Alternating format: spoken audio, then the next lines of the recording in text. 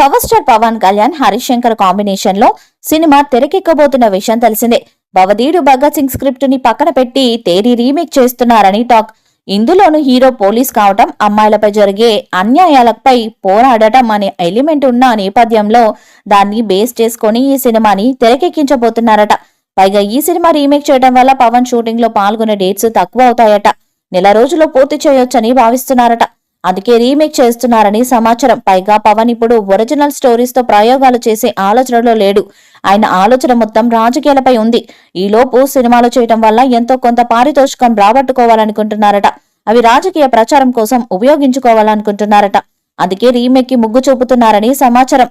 ఇదిలా ఉంటే పవన్ ప్రస్తుతం నటిస్తున్న హరిహర వీరమల్లు చిత్ర షూటింగ్ చివరి దశలో ఉండగానే హరీష్ సినిమాని పట్టాలెక్కించేయాలని భావిస్తున్నారట. ఇదిలా ఉంటే తాజాగా ఈ చిత్రానికి సంబంధించి ఓ క్రేజీ అప్డేట్ నెట్టింట చక్కర్లు కొడుతుంది. ఈ సినిమాని గ్రాండ్ గా లాంచ్ చేయబోతున్నారట. ఆదివారం హైదరాబాద్ లో గ్రాండ్ గా పూజా కార్యక్రమాలు నిర్వహించబోతున్నారని తెలుస్తుంది. ఈ చిత్రాన్ని మైత్రి మూవీ మేకర్స్ నిర్మిస్తున్న విషయం తెలిసిందే. పవన్ తో హరీష్ తెరకెక్కిస్తున్న మూవీ గతంలో ప్రకటించిన భవదీయుడు భగత్ సింగ్ కాదని తమిళ హిట్ మూవీ తేరీ రీమేక్ అని ప్రచారం జరుగుతున్నది.